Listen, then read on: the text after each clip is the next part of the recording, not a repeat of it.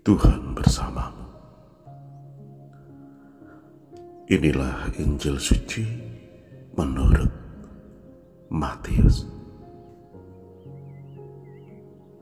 Pada suatu hari, Yesus menyeberang danau Genesaret dan tiba di daerah orang Gadara. Maka datanglah dari pekuburan dua orang yang kerasukan setan menemui dia. Mereka itu sangat berbahaya, sehingga tak seorang pun berani melalui jalan itu. Dan mereka itu pun berteriak katanya, "Apakah urusanmu dengan kami, hai anak Allah?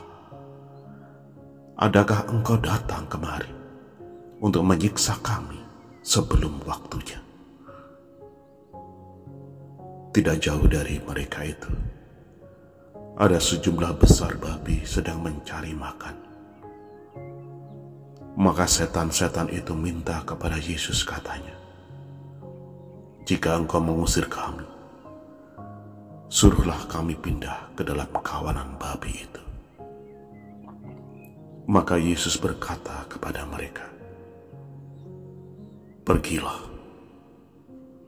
Lalu keluarlah mereka dan masuk ke dalam babi-babi itu.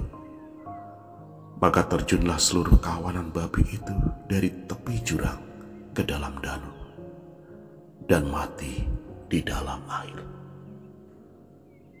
Para penjaga babi lari, dan setibanya di kota mereka menceritakan segala sesuatu, juga tentang dua orang yang kerasukan itu.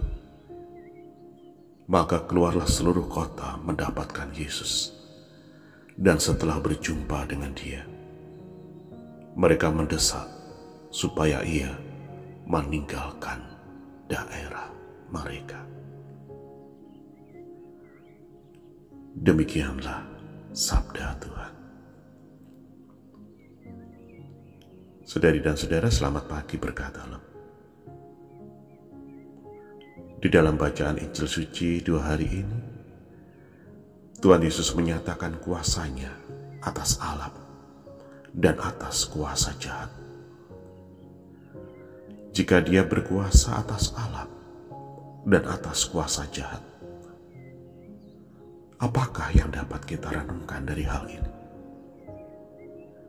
Yang pertama adalah bahwa para murid harus mengandalkan kekuatan Tuhan untuk mengerjakan apapun.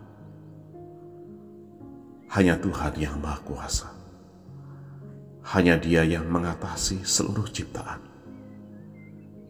Jika Dialah yang memiliki kuasa untuk mengatur seluruh ciptaan, maka orang yang berbahagia adalah orang yang menyerahkan seluruh hidupnya, semua yang dia miliki, kepada Tuhan.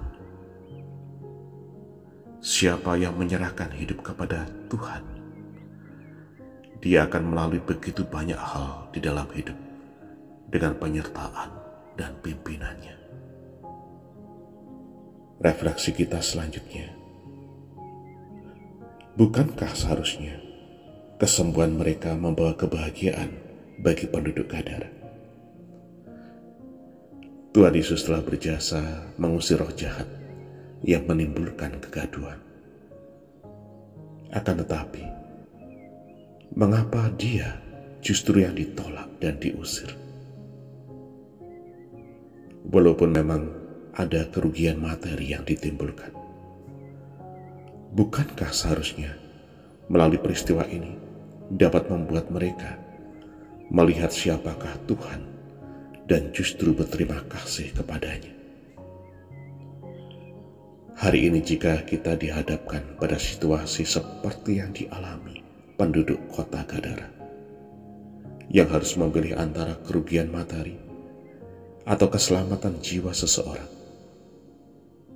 biarlah kita boleh berkorban agar seseorang bisa diselamatkan. Entah berkorban waktu, tenaga, pikiran, perasaan, materi, dan lain sebagainya.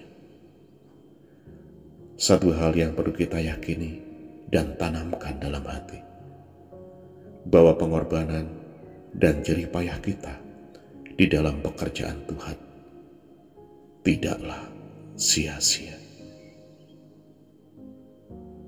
Tuhan memberkati saudari dan saudara.